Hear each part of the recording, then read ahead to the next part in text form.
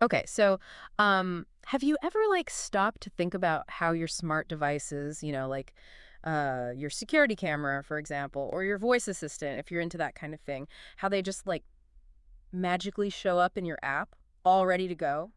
It is pretty amazing when you think about it. Right. We just take it for granted these days. Yeah, especially with all the complexities of home networks and firewalls and everything else going on behind the scenes. Totally. It's got to be some serious tech wizardry happening. Which, speaking of, brings us to today's deep dive. We're going to unpack the magic behind that everyday miracle, the STIAN protocol. Ever heard of it? It's one of those essential internet protocols that flies totally under the radar for most folks. Under the radar, you say? Big time. But trust me, this little guy is a workhorse. Yeah. Crucial for everything, from those smart devices we were just talking about to stuff like, online gaming, those super clear video calls we're all using these days. The list goes on. Okay, so we're talking about the unsung heroes of the internet here. I like it. So, like, to use a real world example, I can literally be on the other side of the world and still peek in on my dog, who's probably asleep on the couch, no doubt, through my phone. It's wild. But, and maybe this is a dumb question, but why doesn't NAT, that whole security thing that protects our home networks, just totally block that kind of remote access? You'd think it would, right? You'd think so. And that's what's so clever about NAT, which, by the way, stands for Network Address Translation, if you want to get technical. Yeah. It's like a super picky bouncer for your home network, right? Hmm. Its whole job is security. Makes sense, keeping the riffraff out. Exactly. So NAT gives all the devices in your home this, like, shared public IP address. To the outside world, all those devices basically look like they're coming from one place, which makes it a lot harder for, the bad guys to target individual devices. I like it. But, and there's always a but, this security measure creates a bit of a dilemma because now it's trickier for devices outside your network, like your phone when you're halfway across the world, to directly connect to a specific device inside your network. Imagine trying to send a letter to a friend's apartment, but you only have the building address, not their specific apartment number. That's kind of what we're dealing with here. Ah, okay, so that's where our new friend Shay Yoon swoops in to save the day, right? It's like, here's your apartment number. You got it. Stun is all about helping devices behind a NAT firewall figure out their own public IP address and port. So they can be like, hey, world, if you want to send me some data, here's how to reach me. So it's like Stun is giving those devices their moment in the sun, their chance to shine online. Exactly. And it's all thanks to this clever little request response system. Mm. Our YouTube expert did a great job breaking this down, by the way. It's pretty straightforward, actually. The device behind the NAT firewall, like your security camera, for instance, sends out a message to a Stun server somewhere out there on the internet, basically saying, hey, Stun server, what's my public IP address and port? And the Stun server, being the helpful soul it is, says, It replies with that information. It's like, here's your digital return address, little buddy. Now go forth and connect. and then, boom, I can see my dog snoring away as usual from anywhere in the world. Pretty much all thanks to Stian doing its thing behind the scenes. Okay, I'm not gonna lie, that's pretty slick. And here I thought it was magic. This all happens automatically, right? I don't remember ever having to like configure steer on settings on my router or anything like that. Nope. And that's the beauty of it. Stian, for the most part, it's designed to be like plug and play, seamless and automatic for the user. No complicated setups, no need to even know it exists. Really, it just works, well, most of the time anyway. But that's a story for another deep dive. Okay, now I'm really starting to understand why this is such a big deal. But, and I'm sure you saw this coming, the YouTube video did get a little heavy on the tech jargon at times. Ah, yes. The curse of the technical deep dive, I'm afraid. Exactly. Like, what the heck are binding requests and responses? Should I be concerned about those? What do they even mean in the context of stun? I need a translator. No worries. Think of it this way. When your device sends that initial message to the Stun server, it's like checking into a hotel. It needs a public address it can use, right? So it sends a binding request, which is basically like saying, hey, I need a room, please. Or in this case, a public IP address and port so people can find me. Okay, I think I'm following so far. So then the stun server, like a friendly hotel clerk, says, Coming right up, here's your binding response, which is basically your room number. Now everyone knows where to send your messages. gotcha. So is this room number, this public IP address, what they call a reflexive transport address, or am I getting my wires crossed here? Bingo! You got it. That's basically your device's public face, the IP address that the outside world sees and uses to communicate with it. Makes sense. So to be clear, this whole STUN thing, it's not just a one-time setup deal when you first connect a device to your network? Right, good catch. It's a continuous thing. Yeah. The stun protocol is working behind the scenes all the time to make sure the connection stays active, that the IP address is still valid. It's especially important for like real-time two-way communication. Things like video calls, online gaming, anything where lag would really kill the vibe. It's like a heartbeat keeping that connection alive. Okay, that makes a lot of sense. So I have to ask, are there different kinds of STUN servers out there? That is a great question. Hmm. And it brings up a really important point. Oh, It's not like there's, one giant STUN server sitting somewhere handling everything for the entire internet. That would be uh, chaotic, to say the least. yeah, that server would be fried, overloaded. Exactly. It wouldn't stand a chance. Instead, there's this whole ecosystem of STUN servers out there working together. An ecosystem of servers. Okay, now I am really intrigued. How does that work? It's surprisingly organized when you get Yeah. down to it. You've got your public SedGen servers, which are like the friendly neighborhood pubs of the internet, free to use, anyone can swing by, often run by volunteers or, organizations that really believe in like open internet standards and accessibility for all. Good stuff. Love it. Open internet for the win. Right. But then on the flip side, you've got your private ZDen servers, which are more like, how do I put this? Exclusive clubs, maybe. Ooh, velvet ropes and everything. Pretty much. Yeah. Usually run by, companies or organizations specifically for their own internal networks. So like if I'm using, say, a messaging app to chat with a friend, my phone might be using a private STUN server run by that messaging app company. And then at the same time, my smart security camera might be using a public STUN server somewhere else. You got it. Parallel universes of CNN action happening right under our noses. I love it. So there's a method to the madness, but why have both? Good question. Public SDN servers are fantastic for, widespread accessibility, but they can get a little, should we say, congested.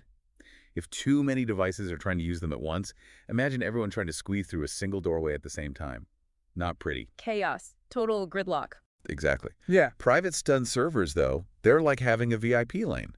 Dedicated resources, often much better performance because they're, tailor-made for a specific company's needs and the devices they build. Faster, smoother, all around better experience. Makes sense. But how does my device even know which STUN server to use in the first place? Do we have to tell it where to go? That's the really cool part. Remember how we talked about STUN being designed to be like plug and play, Yeah. super user-friendly? Yeah, totally. Well, in most cases, the company that made your device, or the developer who built that app you're using, they'll actually pre-configure the STUN server details right into the device or the app itself. So we don't have to do a thing. Nope. It's all handled behind the scenes automatically. One less thing for us to worry about. Amazing. The future is now. But okay, this research paper you sent over, it did mention that C&D, as awesome as it is, it's not like a one-size-fits-all solution for every single network situation out there. Something about NAT complexity. You've been doing your homework. Well, I try. You do. And you're right. STETN, it works beautifully in the vast majority of cases, especially for like the most common type of NAT setup, which is, technically called cone NAT. Yeah. But there are these like more how should I put this? Intense NAT configurations out there, particularly in, large corporate networks, government systems, places like that. And in those scenarios, SysTeam might not be as effective. So what happens then? Does that mean those devices are just out of luck? What about people who work from home and need access to those kinds of networks? Don't worry, those devices aren't left out in the cold.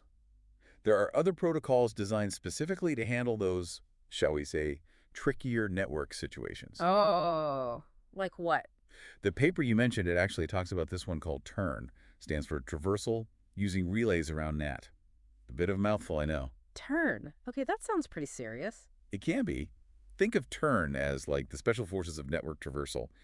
Instead of directly connecting devices, TURN uses these like relay servers. They basically act as intermediaries, shuttling data back and forth between your device and the network is trying to reach. So a bit more of a roundabout way of connecting, but it gets the job done when STUN can't quite cut it. Exactly. More reliable in those really complex NAT setups, but it does often come with a trade-off. Which is Latency. Since the data has to take a bit of a detour through those relay servers, it can be a tad slower than a direct STN connection. Gotcha. So it's like choosing between the scenic route and the expressway, depending on your priorities. Perfect analogy. And speaking of detours, diving into this Hmm. research paper, I was really struck by how much complexity actually goes on behind the scenes with stun. Oh, Like, did shit. you know there are a bunch of different STN message types? Wait, really? I thought it was just binding request, binding response, and we're done. There's more. Oh, yeah, way more. It's like stun has its own secret language for devices to chat with each other. Get out. Tell me more. Well, for example, there are specific stun message types for, indicating errors, like if something goes wrong with the connection. Makes sense. Gotta have a way to signal when things go haywire. Right. And then there are message types for exchanging, like secret keys for authentication purposes. Which brings us to a really important topic, security. Mm. Because with all this communication happening behind the scenes, requests and responses flying all over the place, it's natural to wonder about the potential security risks of using a STION. Yeah, good point. Is it safe? What are the potential downsides here? And speaking of security, this next article you send over, it jumps right into some of the potential security risks, Steven, specifically something called reflection attacks, which, I'll be honest, sounds kind of ominous. So, reflection attacks, what are we talking about here? Should I be worried? Well, it's definitely something to be aware of. Basically, in a reflection attack, Hmm. someone could potentially use a STIN server to, kind of like misdirect traffic. Imagine like someone intercepting a postcard, right? And changing the address on it so it gets rerouted to a different location. Okay, that's a little creepy. And the SIN server would be involved how? So in a similar way, an attacker could, in theory, use a STUN server to like flood a victim's device with a ton of traffic. Overwhelming it, basically, causing it to crash. Exactly, like a digital denial of service attack, but using the STUN server as the weapon, essentially. The article made a good point, though. It pointed out that, when STUN was first designed, way back when, these kinds of malicious attacks, they weren't really on anyone's radar. So it wasn't built with those security threats in mind from the get-go. Right. Which is why those additional security measures we talked about earlier, they're so important for mitigating these risks.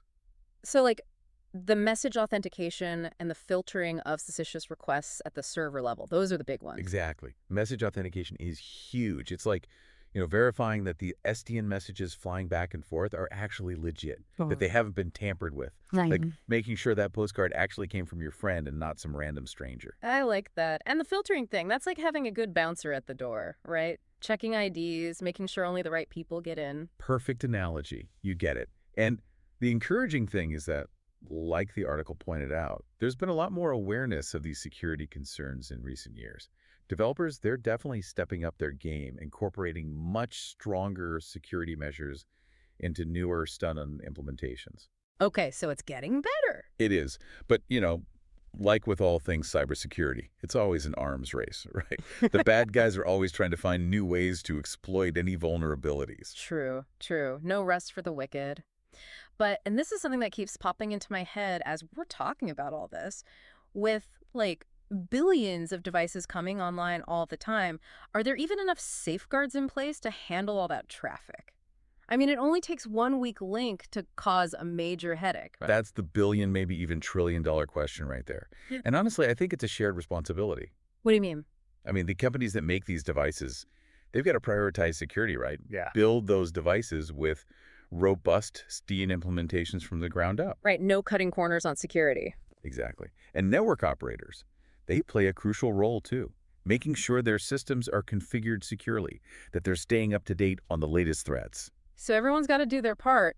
What about us regular folks, though? What can we do to make sure our devices are as secure as possible? It might seem kind of obvious, but honestly, I think it starts with, being aware, staying informed about potential risks, reading articles like the one you shared. That's a fantastic first step. Knowledge is power.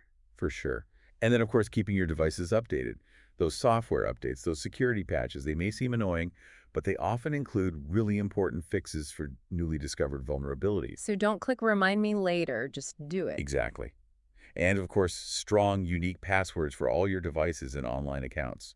It seems simple, but it makes a huge difference. Okay, so it's all about being proactive and staying vigilant. Great advice. Well, we've covered a ton of ground in this deep dive. From the nuts and bolts of how STIN works, its crucial role in our crazy connected world, to the security challenges that come with the territory.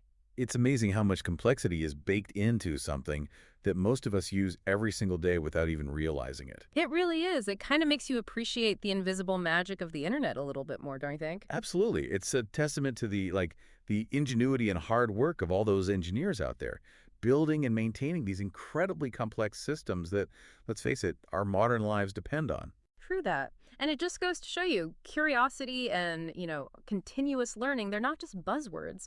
The more we understand about how things actually work, even the stuff we take for granted, the better equipped we are to navigate this crazy digital world safely and securely. Couldn't agree more. So next time you're, I don't know, video chatting with a friend across the globe or maybe peeking in on your dog while you're at work, take a moment to give a silent thanks to Stun, that unsung hero working tirelessly behind the scenes to make those connections happen. And who knows what the future holds for Stunnin and all the other internet protocols out there, right? As technology keeps evolving at warp speed and our reliance on seamless connectivity just keeps growing, that quest for even more secure, even more reliable ways to connect, it's never going to stop. And I, for one, am here for